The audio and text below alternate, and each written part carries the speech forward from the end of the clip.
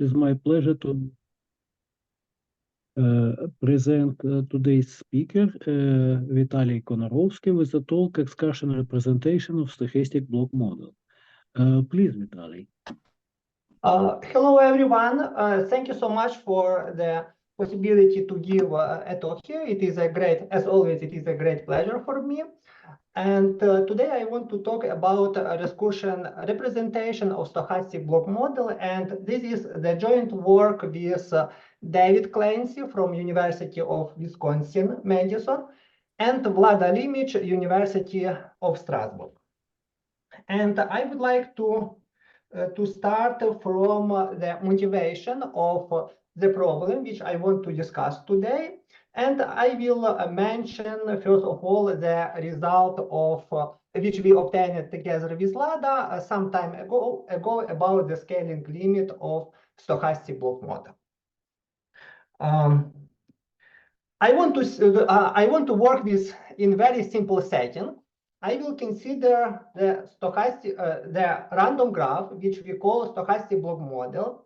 And in this simple setting, this graph will look as follows.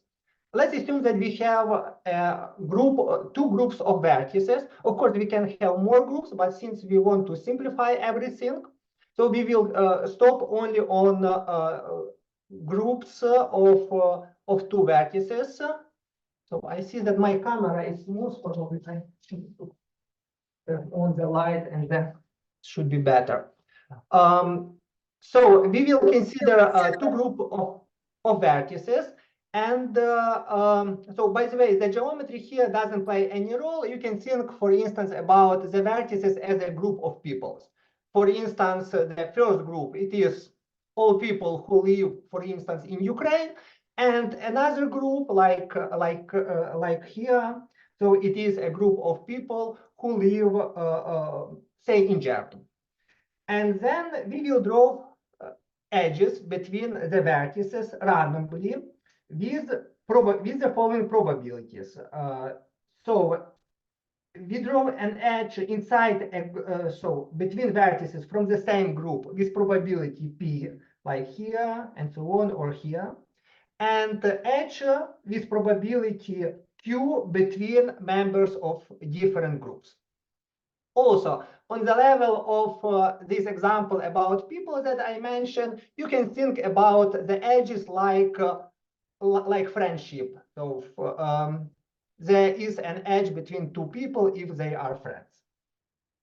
And we want to study the question when the number of vertices goes to infinity and the probability of appearing of edges goes to 0.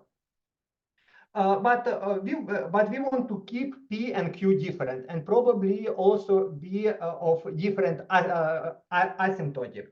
For instance, keeping in mind the example which I mentioned about people, so Q should be much smaller. The friendship between people from Ukraine and Germany should appear with much smaller probability than inside the same country. Vitalii, can I ask you, you say, but we want to study the question when something, but which question? We want to study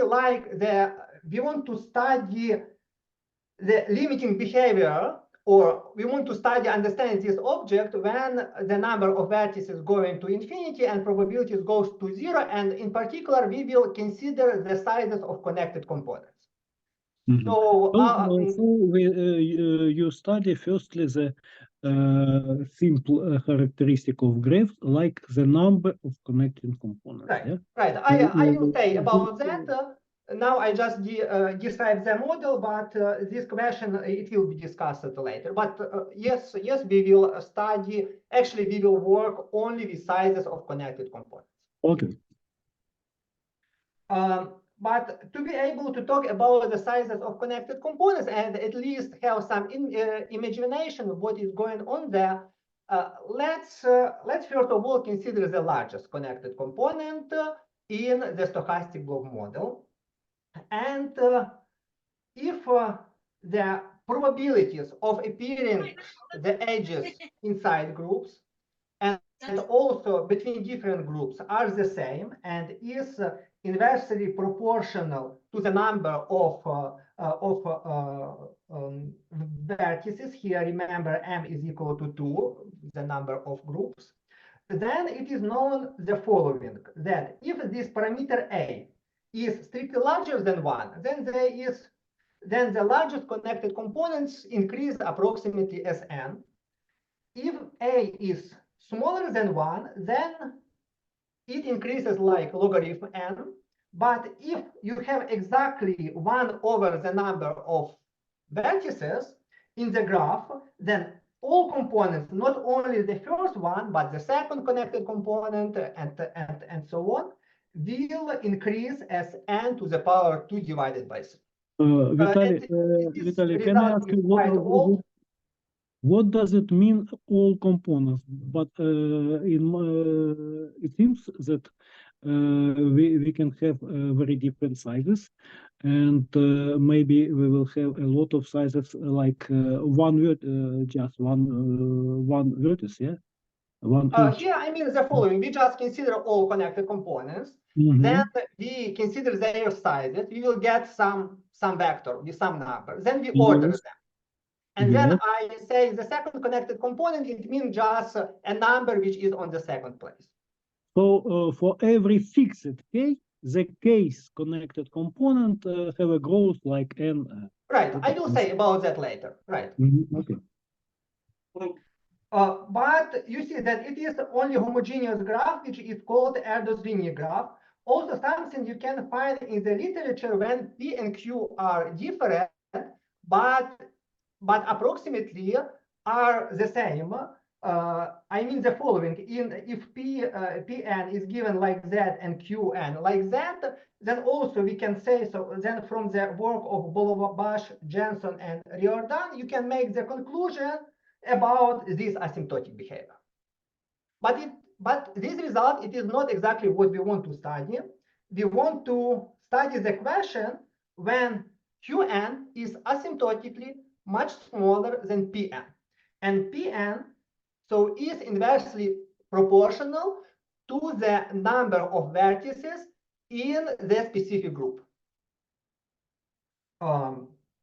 And about this was our result with Vlada Limic, which I want to use today for the motivation of the question, which I want to discuss with you. And to be able to formulate this result, I would like to recall you what we know about the scaling limit for the Erdős-Rényi graph. So for a moment, let's forget about the stochastic block model. Just think about only one connected component with n vertices, and edges are drawn independently with probability p. Then if you take p, which scales like that, it is 1 over n, and then there is some window. So you can actually add t divided by this constant, and then in the limit, you will see something which will depend on this parameter t, which is here. But anyway, let's assume that Pn decreases like that. And then let's consider the vector of sizes of connected components, where all connected components are ordered. So it is the first connected component. This is the size of the connected component of the next size, and so on. And you remember about the asymptotic, which I mentioned it, about n to the power 2 over 3. So therefore, since these components increase with that asymptotic, so we need to normalize it to probably see something non-trivial in the limit. So we consider that vector. And then the question is, what happens when n goes to infinity? And this question was answered by Aldous. And then also you have you can find many works devoted also to that question, where different graphs are considered and so on.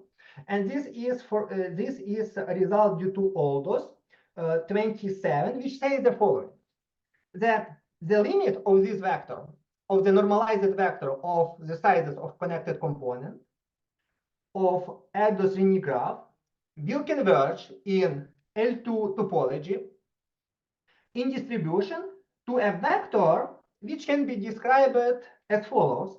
You just need to consider a Brownian motion, a standard Brownian motion also minus the parabolic drift, where here is this parameter t, which was in the probability above. And then you need to consider excursions above path minima. So here on the picture, you can see them. So this is, I mean, the excursion interval above the path minima. This is the excursion, but this is excursion interval. This one, and so on. So you need to consider that excursions, you need to order them, and it is exactly the limit. And it turns out that the stochastic block model can be described using this picture. I mean, actually, this process X star. But you need to introduce some type of interaction and so on. Let me say about it. So let's go back to the stochastic block model. And we consider now just a recall. So this is the picture from which we started. But now as consider these probabilities as before. And now this Q, it is scales like that. So you see that it is much smaller than the probability here. By the way, if you would consider only this graph, I mean only that part, so it would be exactly Erdős-Rényi graph, and when you would consider the normalized sizes of connected components, then there exists a limit due to the result which I formulated before. But now you see, now we have something like two graphs, and there are some edges between them. So, okay, good. Now, as before, we consider the sizes of connected components. So here I just draw the connected components. So you see on this picture, this is the largest connected component, and its size is equal to 6 because 6 vertices. This is the second connected components, and so on. Then we build the vector, and after, so here should be many zeros, and then just infinite vector, which is from L2. And then we normalize it as before. And together with Vladal image, we obtained the following result. So we showed that the limit of this vector exists in L2.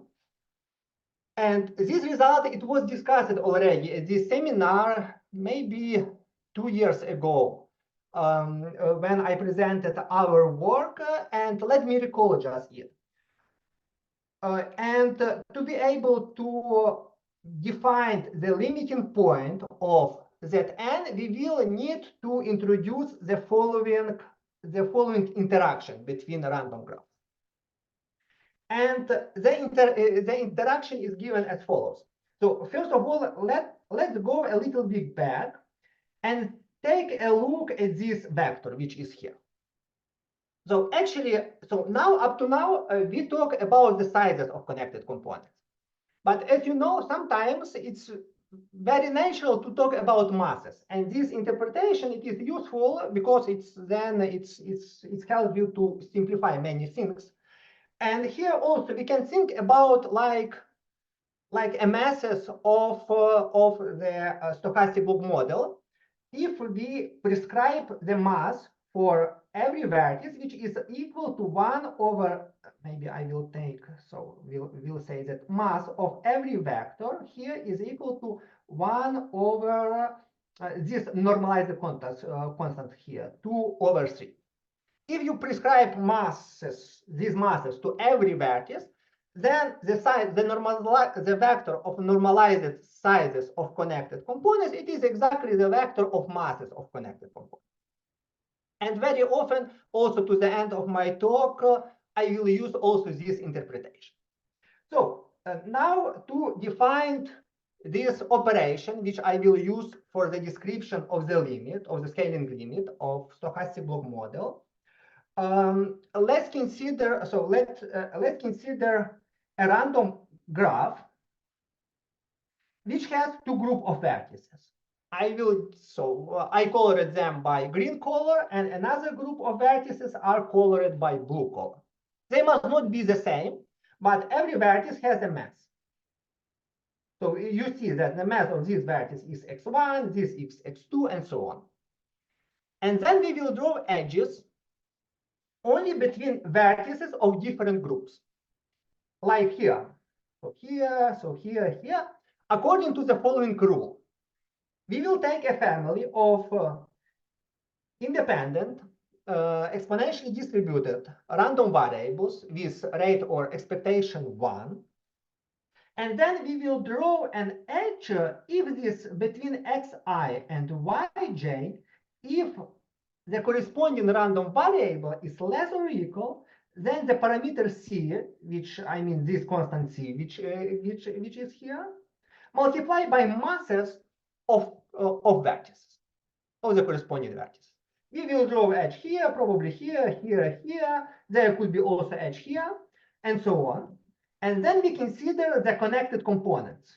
So we can see, so this is, for instance, one connected component, there is another connected component, and so on. And we do the same. We order them, we consider masses, we order them, and we get the vector. And this vector, we will denote by RMM.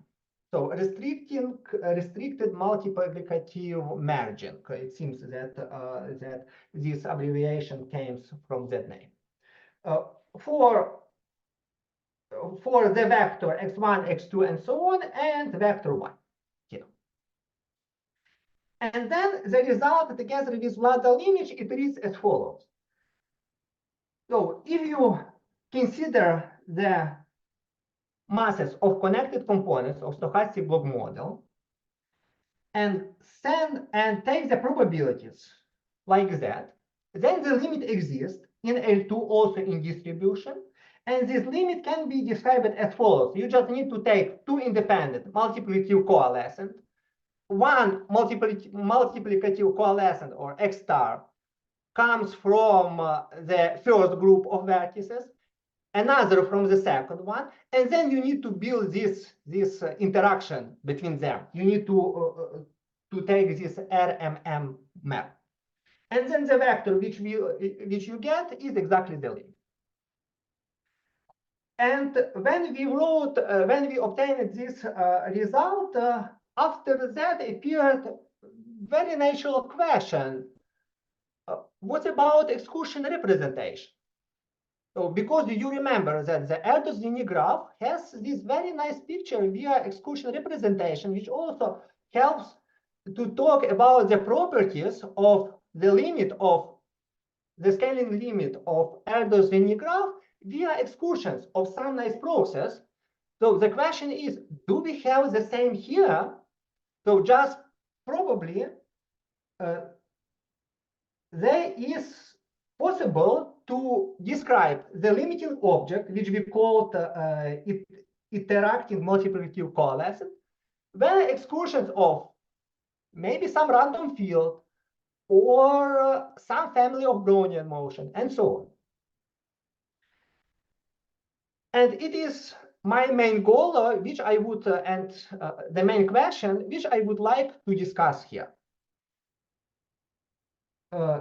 So here is the main problem. So we want to describe the stochastic scaling limit of stochastic block model via the excursion representation.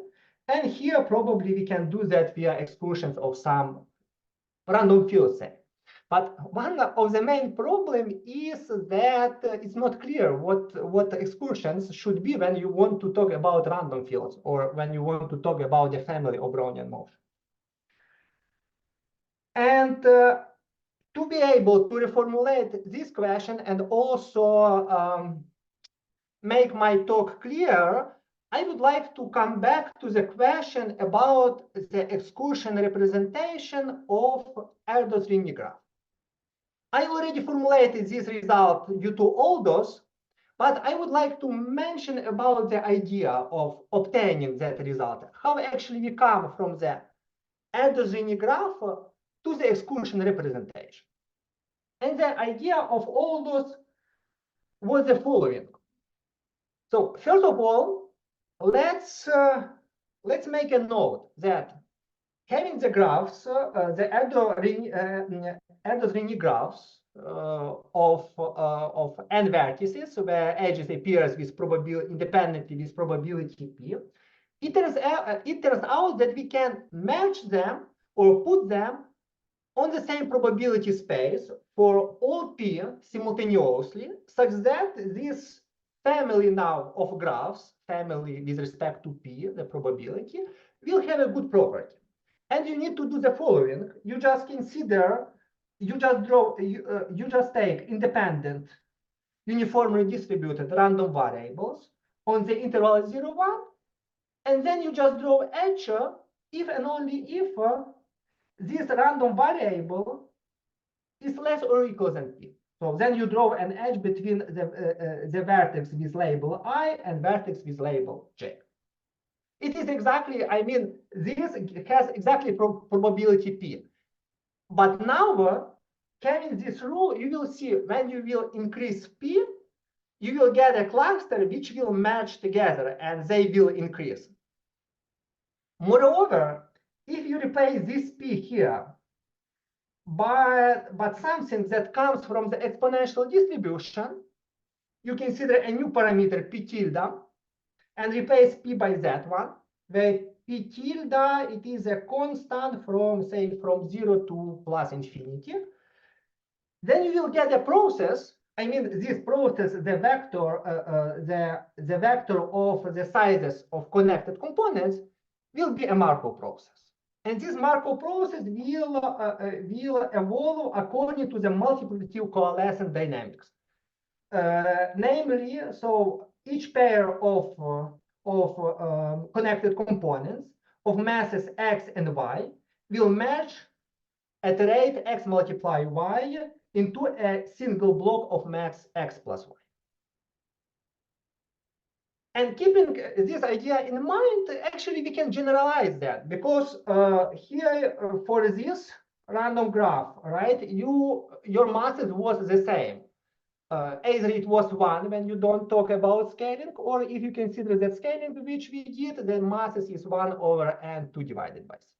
But actually, you can consider now a graph of different masses, with vertices of different masses, which you can denote by x1 and so on, xn. And then you can build a graph according to the following rule. You just draw an edge between vertex with max, say, x1, x2, if exponentially distributed random variable is less or equal than some parameter. Oops, it should be here, it's a typo, it should be p tilde, and here also should be p tilde.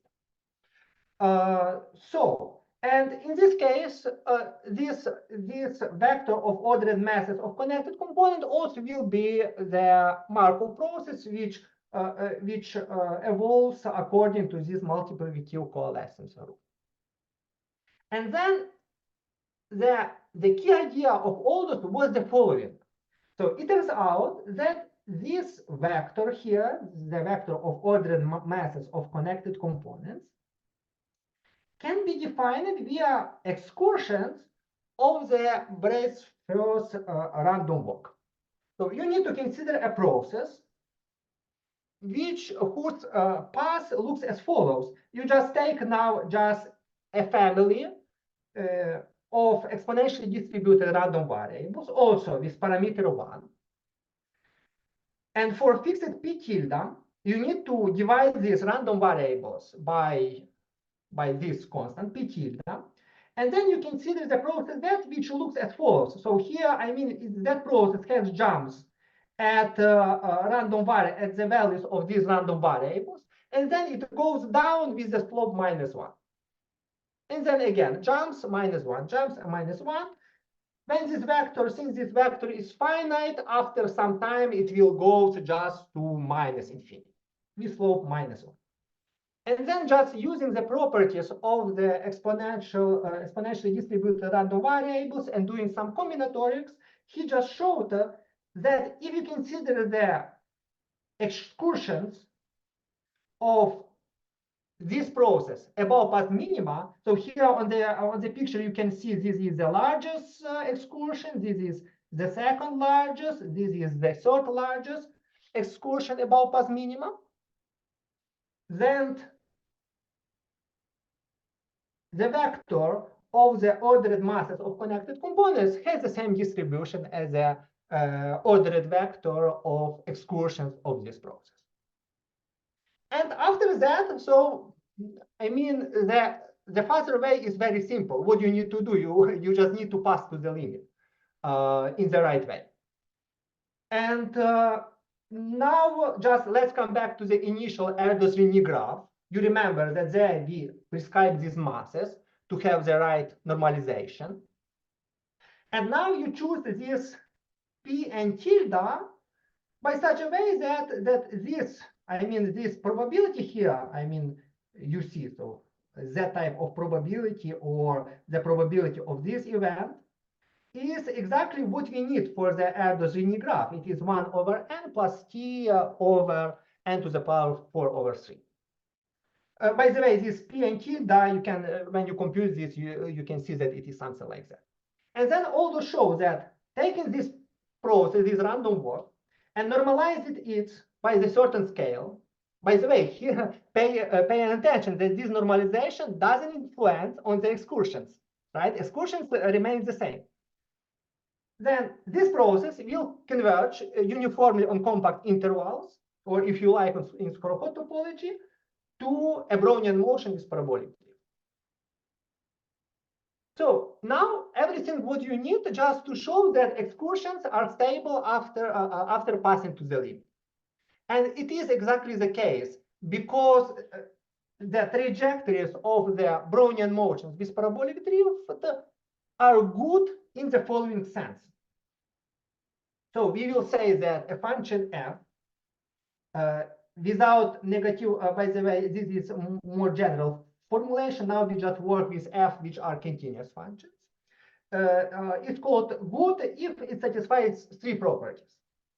First of all, the size, so this we denote the set of right points of excursions about path minima do not have isolated points. But it is exactly what we know about, like about which comes from our imagination about the Brownian motion. It is exactly the case. Also, the union of excursion lengths has a full Lebesgue measure. Or here, even we can here we can slightly change this definition, just assuming that the union is dense in this interval. And also, the third property is that f does attain a local minima at every value of the right point of the excursion interval.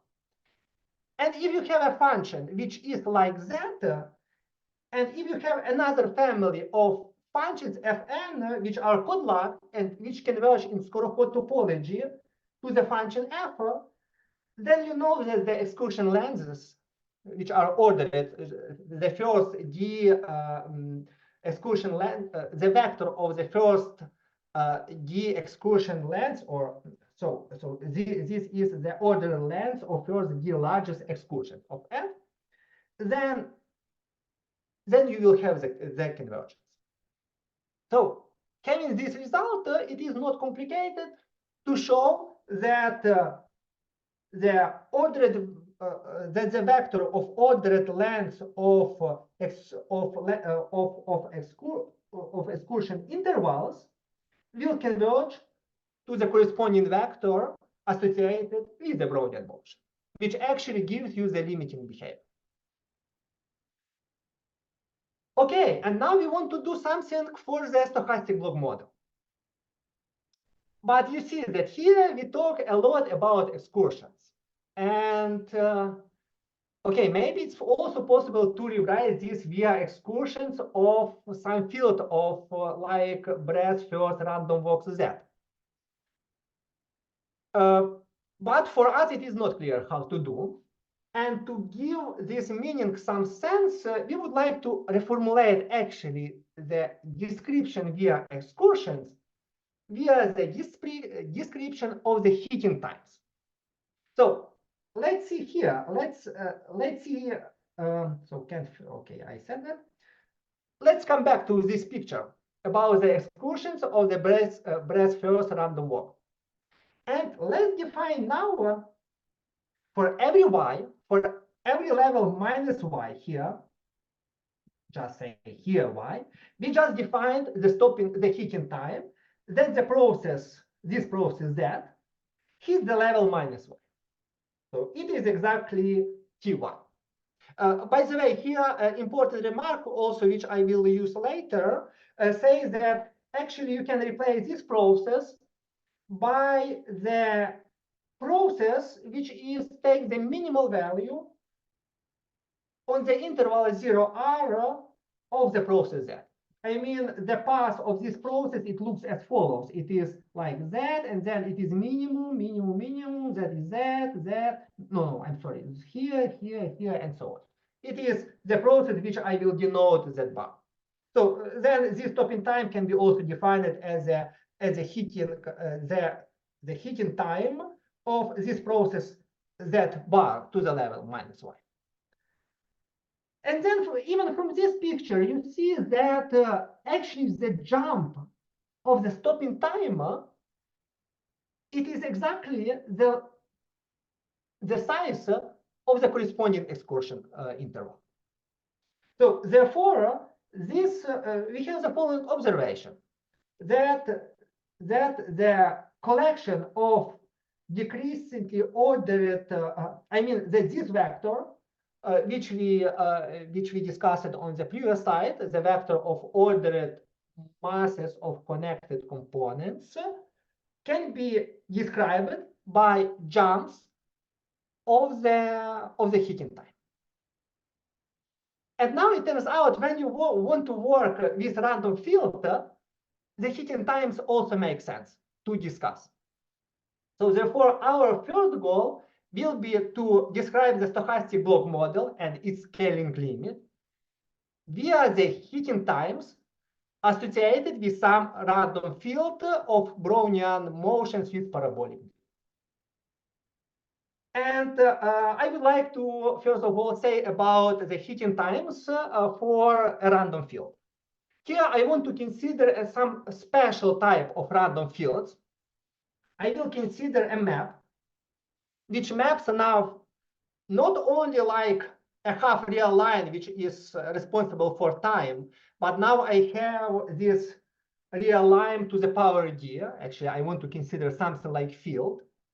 And also, oh, I'm sorry, here should be, if I write here, the d, so here also should be d. And also it maps to RD. And then it is, and here also is d, and it is defined as follows. You just have a family of processes like or matrix valued process, and then every coordinate process xk you define as a sum of diagonal term plus off diagonal terms. But here, please pay an attention how times appears. I mean, so it appears according to this index. Maybe also it makes sense to say how looks, for instance, x1, r1, comma, r2. If you take the case d is equal to 2, then you will have x1, 1, r1, and then you will have plus x1, 2, r2. You see the times here are just like are separate at every process, and it is for the second component as well. Also, we will make the following assumptions, which are crucial for us. The first assumption, okay, the process starts from 0. The second, the off diagonal, so all processes, so are code-like. So here we want to say talk about the diagonal. The diagonal processes are code-like and without negative jumps. So if they have jumps, the jumps are only up. And off-diagonal processes are also code-like, but non-decreasing. Then, having this random field, we can define, so it turns out that you can define the following stopping time, which is the minimal solution of such an equation. And here, minimality, I mean the following. If you have another solution,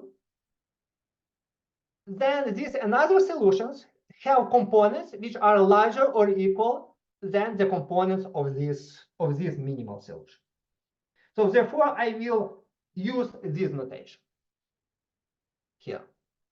So this this version of heating times for such type of random fields we found in the paper of Chamon and Merlot 2020, and they studied some properties of Levy fields and so on. So actually, we took the definition from that. But the question of existence, it is not complicated here. So should I discuss this times more than, or I can go further? Because this actually is one of the main objects which will appear later, and I will use it as a tool for the description. Maybe let's go further and then see how it works on concrete examples. Okay, very good. Thank you. Now, we also want to do just use the same picture as we used for the Erdős-Rényi graph. You remember there we consider graphs with masses M1, M2, M3, and so on. Now I will do the same. I will assume that now I will have like two groups of vertices. So we come back to our stochastic block model where we had two groups. Then I will denote every vertex by like a vector with two coordinates, where this is the label of vertex in the corresponding group, and this is the type of the group. So K is either 1 or 2, and I is changing from 0 to n, from 1 to n, because every group had n vertices. Also, we will assume that every vertex has a mass, which is denoted by xik. And also, we will consider, like before, we considered these probabilities p tilde. Now we will consider like the matrix QKL. So here are like two types. It will tell us about the probability of appearing of edges either inside every group or between groups and so on. It is a symmetric matrix with non-negative entries. And such that, and we assume that edge between this vertex and that vertex appears as before, but now with this probability.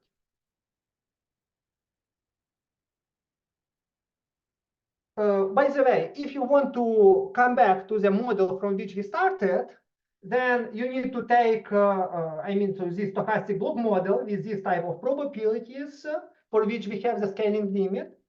You need to take masses, which is these right scales, and these probabilities Pn are defined by that,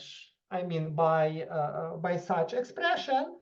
And if you just consider the asymptotic of this, if you know that Pn has to be like that and Qn has to be like that. When you just write this, for instance, is equal to that, and then see the asymptotic, then you can see that Q has to behave like that, and the off-diagonal terms of this matrix Q should be like that. It should be approximately as. And this sigma square, which we use for the normalization of the breadth first random walk, it is as before. And now we will define the random fields. So the diagonal terms, it is exactly the random fields which we already had.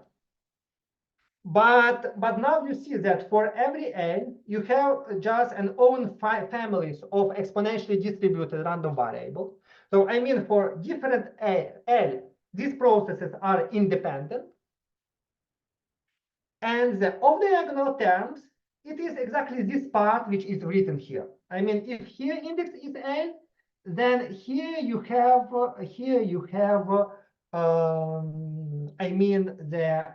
the exponentially distributed random variables which are associated to type A. But also it is normalized by this type of the by the way, so now we define this field. So this field is defined like that. like as before, and we just recall what are so x here and off diagonal terms x here, which are given by the equalities here. And also you see what is also nice, maybe it makes sense to know that that these processes actually are independent, because here this is built using the stopping times using exponentially distributed random variable xi with index 1 here, and here xi with index 2 for that. Okay, anyway, let's note that these processes here, it satisfies the properties which we already discussed or formulated here. So here, so that the diagonal terms has a positive non-negative jumps. Off diagonal terms are non-decreasing functions. Then when you go to that process here, it is exactly, you see exactly the same picture. So therefore you can define this stopping time. And then one of the results is the following. It turns out that this finite random, the sizes or masses of connected components of the stochastic block model, you can actually characterize via the stopping times or jumps of stopping times associated with this random field. And let me do that. Let's consider the following vector. So here, this I call this masses of connected components, but this one, it is the masses of in the connected component I of vertices of the first type, and this is the masses in the same connected components of vertices of the second type. So actually, when you write here plus, when you sum this, it is exactly the masses, just the masses, the mass of the connected component I, for instance, with index I. Then it turns out that this vector, if you order them, for instance, first with respect to the first component and then with respect to the second component, will have the same. So, and the jumps of stopping times satisfy the same. Vitalii, can I ask you about ordering again? Because it seems to me that you said that they are connected, M1I and M2I, yes? So you cannot change the order between the second components, second coordinates, when you have the ordering between the first one, yes? No, yes, thank you so much for this question. I was not clear here. I mean this lexicographical, or how it is called, order. First of all, I just like give the priority to the first component. I make the ordering according to the first component. But if I see two vectors of where the first component is the same, then I order this with respect to the second. Good, thank you. I mean, and also you need to do the same ordering here.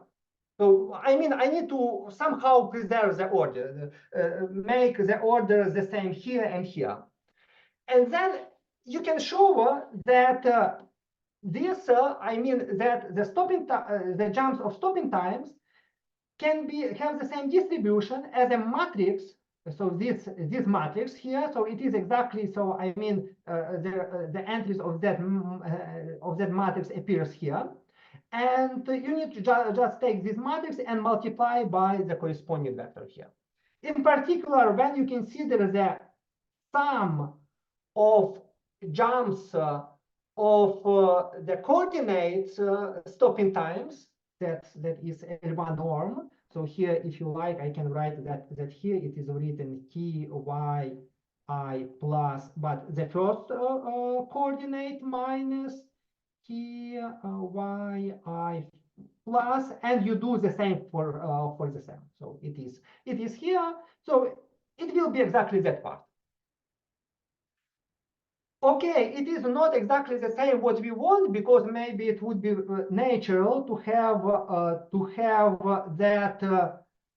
no these matrices are here. But later, when we will pass to the limit, you will see that this portion here will go to 0. And actually, you will have a nice identification as we had between also for the Erdős-Rényi graph, I mean, due to the work of Aldous. This result is not trivial, but it is somehow in the spirit of the proof of Aldous' work. And so if you actually are interested with that, I mean, with that result, and you want to go more deeply about it, and also understand why it should be true, then I think it would be also a good idea maybe next semester to invite David, who is a very good expert on random graphs, and he would be able to explain that. But my goal today would be to talk about something different. I want to go to the limit.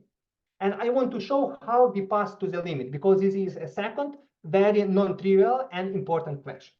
So therefore, now we have to believe in this, yes?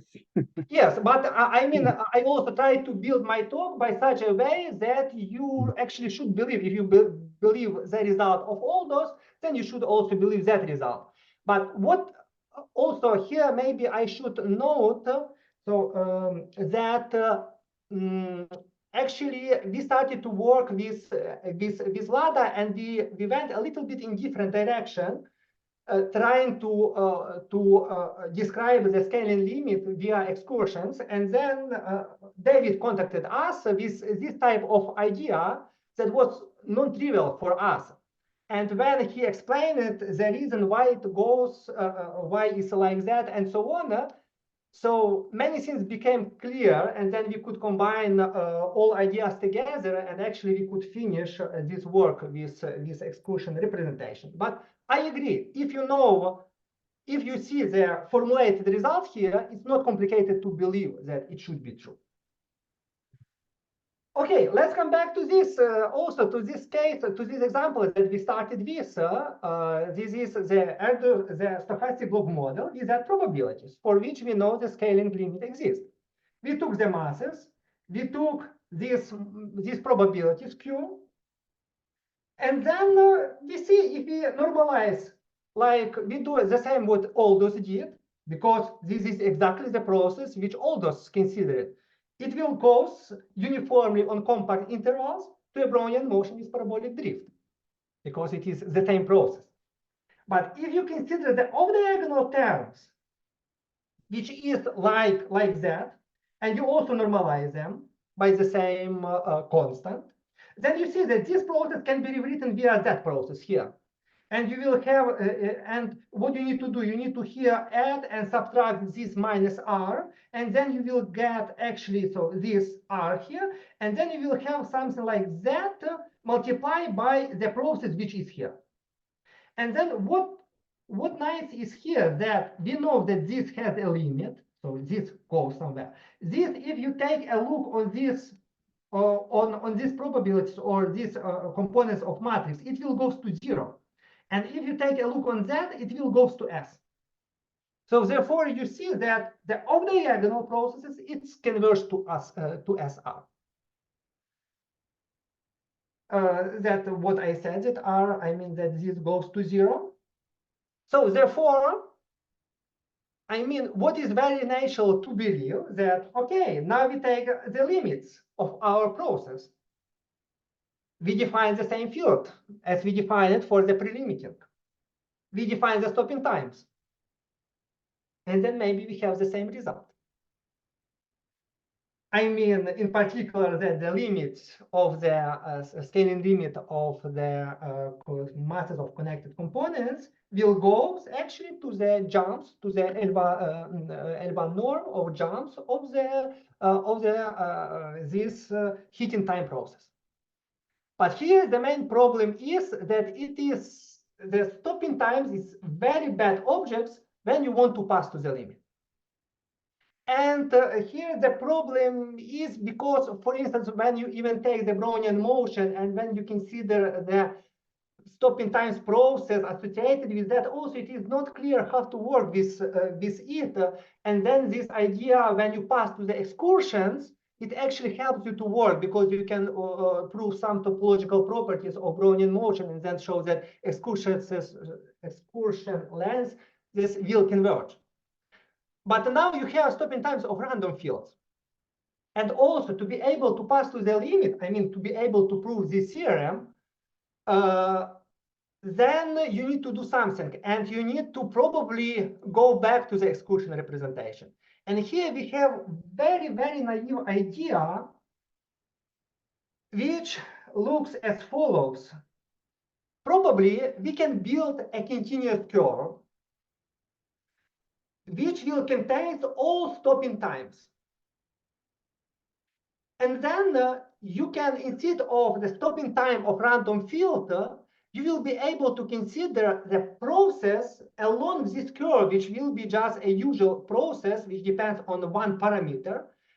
And then you will be able to talk about excursions. And then you'll be able to pass to the limit.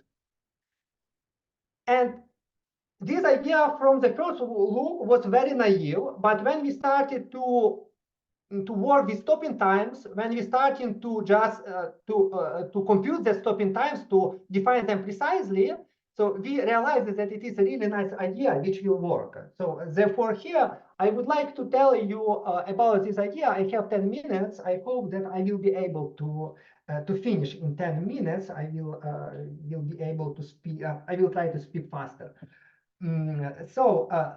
To be able to define this curve that I said, let's talk first of all, let's consider first of all stopping times associated with the limited object, because the limited object is better.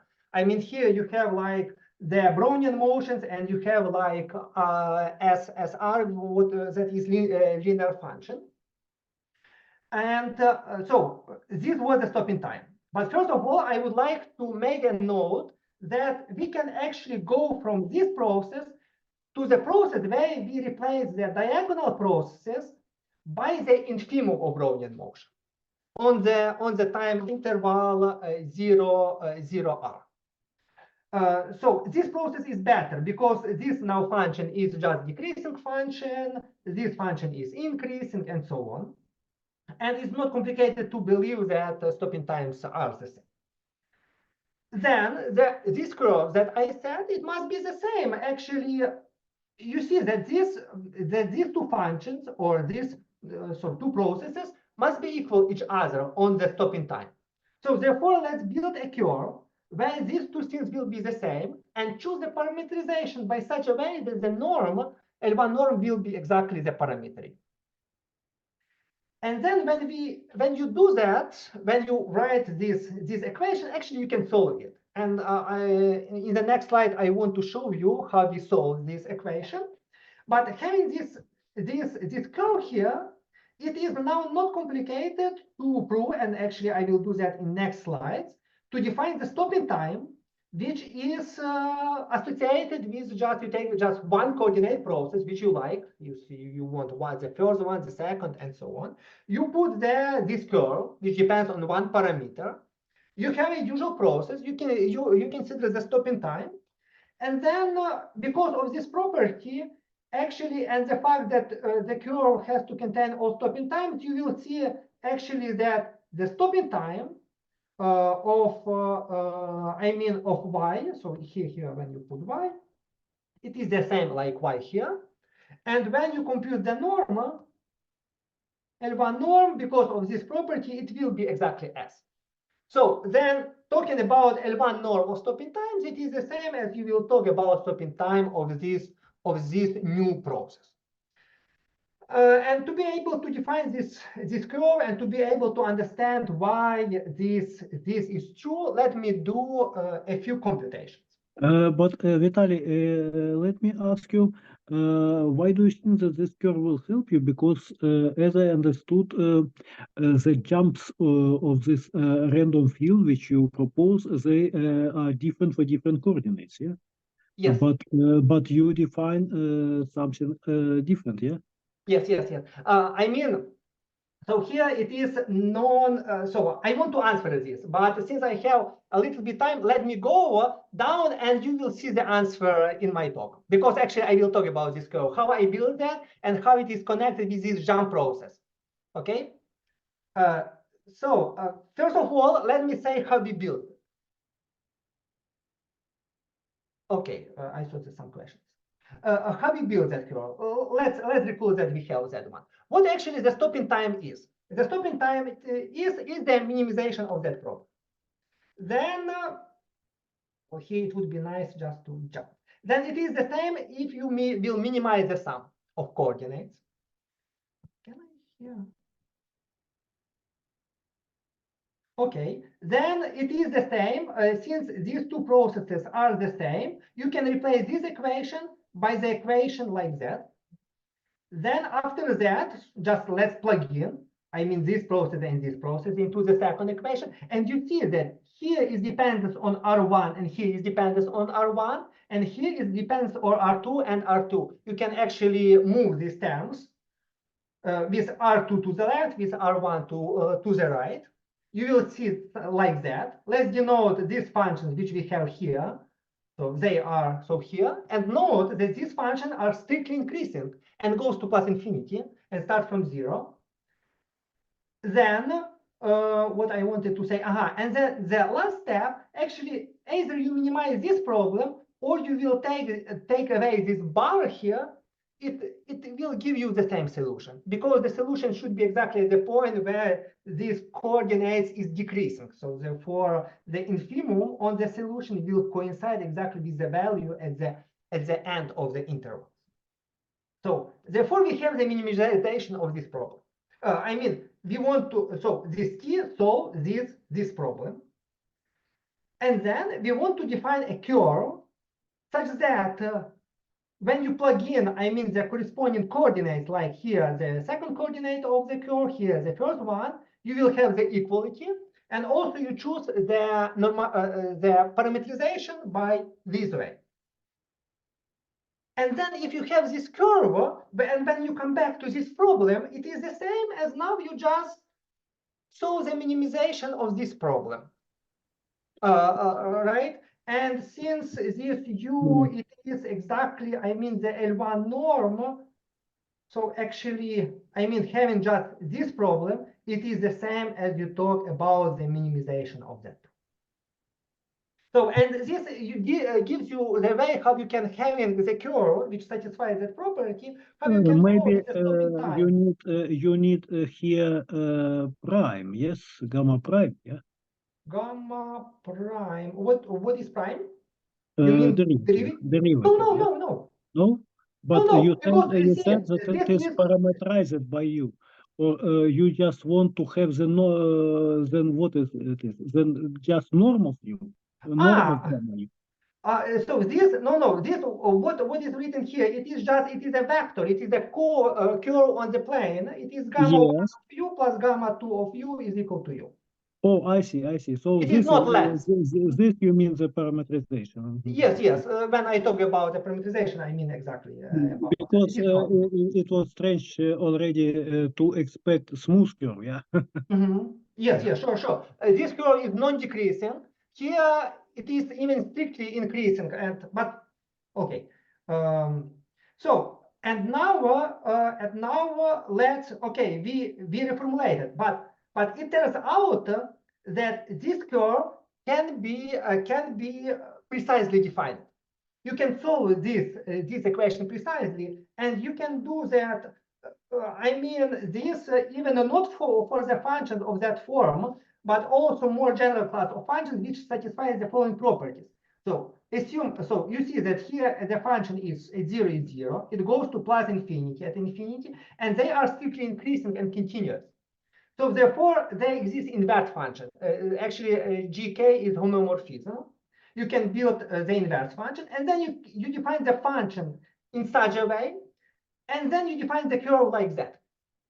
And it is exactly the curve which you need, which satisfies these two properties. In particular, it is how we found that curve. We just solved this equation carefully. And you see, when you want to check this, I mean, when you want to check this equality, what you need to do? You just take GK, you take the curve. It is GK composition with that one. This and this will be killed. You get k, this function, and then this function is independent on k. So therefore, you have this equality. But when you take the sum, you put that as a plus, but here is inverse function. It is exactly u. And it is the way how you can build the curve. But here, the problem is that we want to do that also in the prelimiting case. And in the prelimiting case, your function, you also can consider the same field, you can consider the same functions, but the problem with these functions is that are not simply increasing. They are like they increase, somewhere they jump, somewhere they can be constant, and so on. You can say, okay, probably we can consider the right inverse, and it was the way how we which we choose, and then but when you start to choose the properties which we did in the previous slide, I mean, you defined this kappa and this gamma by the previous way, and then when you want to check whether this whether z functions are the same, you don't have that G composition with G right inverse will kill each other. So you don't have this equality as before in the limiting case. You also don't have this property. So therefore, this way, considering like that way, it's not good. But here is something that we can slightly correct. And here is one of the crucial idea. It stands out that we can modify this composition by such a way that it will give us also the appropriate description of stopping times via, so this like stopping times along the curve. And could you tell me how much time I have here? I see that my time is over, but do I have, for instance, 5 minutes? I think that you need no more than 10 minutes, yeah? Yeah, sure. I'm close to the end, but this is one of the important parts that I would like to show you. Okay. So now the idea is to change somehow this composition operator. So let's do that. I don't want to play with these indices k. I want to, let's consider just a function which starts from 0 as before, which goes to infinity at plus infinity, and also which is strictly positive. It means that it strictly increases to 0. And also is non-decreasing in general, and also convex or right continuous. And the same we assume for some another function kappa. In particular, this kappa here was defined like that, but now I just take the function kappa also with that property. And then our goal is to define this operator, which we called smooth composition, by such a way that if kappa is the right inverse of function g, you will get exactly the identical operator. I mean, you will get, so this will give you exactly identity. And to be able to define this operation, let's make two observations. What we know, which we can do if we assume that this kappa is the right inverse of the function g. Just using the properties of right inverse, you can make the following observation. If the function g has a jump at some point r, then the function, the right inverse, must be equal a constant on the interval where, so must be a constant. So if you consider the value or the value of this, the right inverse, which is equal to the right inverse of that value is equal to r, then it must have a positive length. Because how you build the right inverse? You just rotate your graph. So therefore, if you see the jump, then when you rotate the graph, you will see a constant. And the second, also, if your right inverse has a jump, so when you rotate your picture, I mean the right inverse has a jump. When you rotate your picture back, you will see that the function g on that interval must be a constant. By the way, I can show you also another example of these conditions, which we now will use as a definition. We will say that function g and k are compatible if they satisfy these two properties. And another example, it is the following. Let's take the right inverse, as we considered before, and let's take this kappa which also this is right inverse plus right inverse, and this is again right inverse. I mean this -1. Also, when you think about these properties, you also can easily show that it happens. And for this pair of functions, we can define the operation tilde as follows. We do the following. We just consider if the function g doesn't have a jump, it is a usual composition. But if the function g has a jump, then on that interval, I mean on the corresponding interval, the kappa has a positive length. So therefore, we do the linear approximation of this interval. So we just build a linear function which maps this interval to that interval. I want to show this on the picture. So I prepared for you the picture. So this is the formula, but the formula probably is not good just to quickly understand. So once again, so this is kappa, this is g. When you talk about, I mean, the usual composition, how you build that? If you have here r, you just compute the value, and then you go to the value of the function g, and it is exactly the composition, or it is this composition which we call smooth composition. But if the function g has a jump, so it is here, then if you consider any point, so here the function g is a linear function. And when you map, so here, for instance, R2, you will go here, but then you will go to the jump. You see it to the jump. So what do you do? So these points, you just map linearly into that point. So you see that this point is mapped to that point, this end of the interval to that value, and this you just interpolate linearly here. By the way, what is also here important, because of this second condition, if the function kappa has a jump, then the function g has to be a constant on this jump interval. So therefore, at the end, this composition, as you see on the picture, will have no jump. So actually, having even functions which jump and doing this smooth composition, you will get a continuous curve because of this property. And then also you can show that this curve, when you take g and the smooth composition with g -1, it is exactly identity map. And then this map is very nice because now we can, instead of the usual composition, we can take this smooth composition and can define this curve.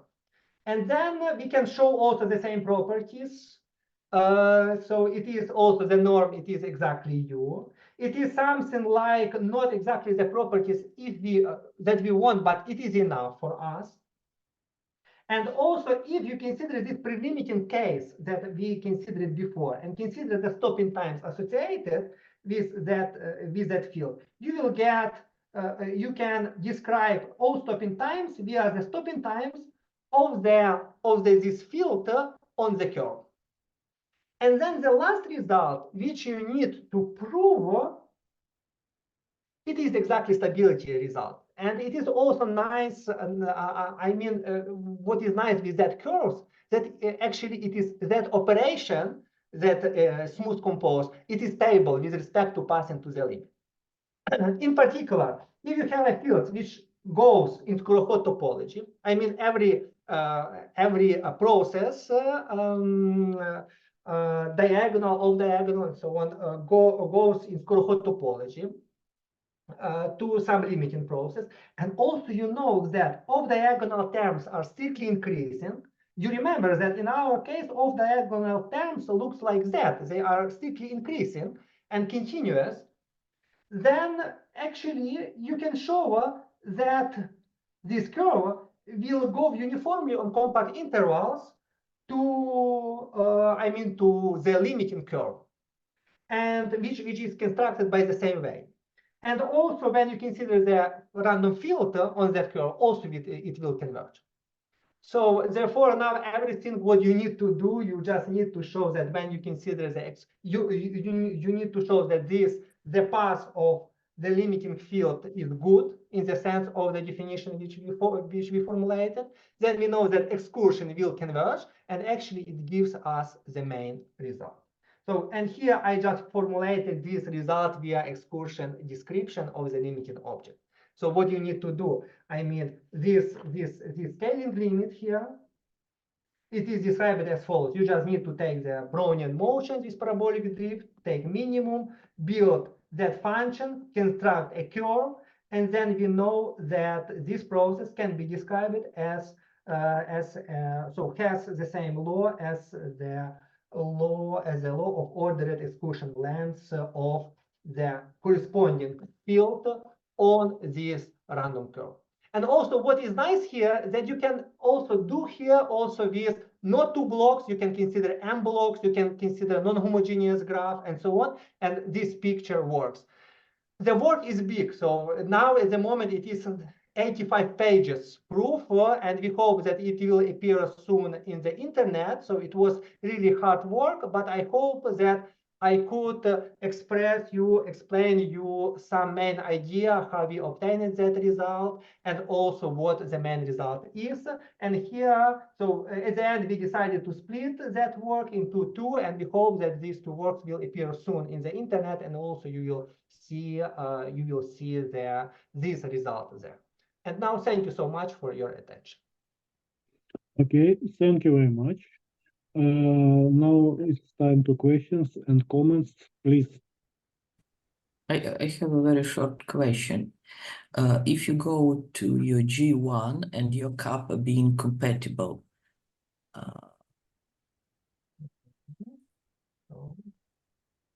yes, this in your case this happens because you have independent processes or because you have this good non-diagonal terms? No, everything what happens, so we actually work with a specific case of these compatible processes when your first function, g, it is like the right inverse, and the second, it is like the sum of one right inverse, the second, and then you take the right inverse.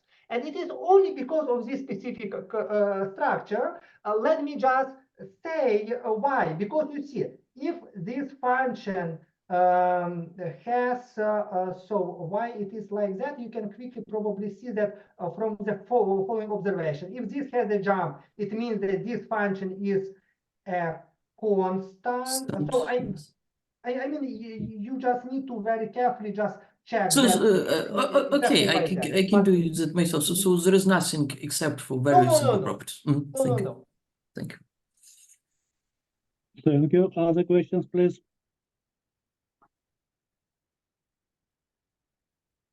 I have a question about the structure of excursion, because it seems that in Wiener case, so for Aldous result, we can even have some conclusion about distribution of latitudes of excursion.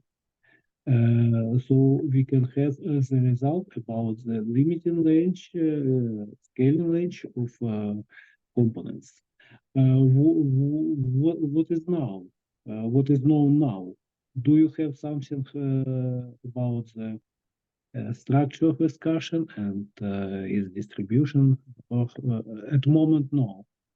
At the moment, nothing, because as I already said, this notion of stopping times, it's up to our knowledge, they appeared recently, and there is already investigated something which is related with Levy fields, in SIPs also including probably also Brownian motions and so on. We didn't compare that result, which is in the paper of Shimon and Marlowe, which I mentioned it. We actually didn't ask that question, but we used that new object to our description, and also we got some description via this continuous curve or via the stopping times and so on. So at the moment, I can not answer that question, but it is a good question, and it makes sense just to compare, just see what is known for actually for these heating times, which we consider it, and that are related with excursions, and see whether we can learn something about the properties of stochastic group model. But at the moment, we work to finish this paper as soon as possible, and I think it should be also reasonable questions that we should answer later. Okay, thank you again for interesting and clear explanation. And this is all for today. Who is the next speaker, Georgi? Do you know? Next speaker is Alexey Rudenko. Okay, so we will continue with some random times. Yeah. Okay. Then see everybody next week. Bye. Thank you. Goodbye. Okay, bye-bye. Thank you. Bye. Goodbye. Goodbye.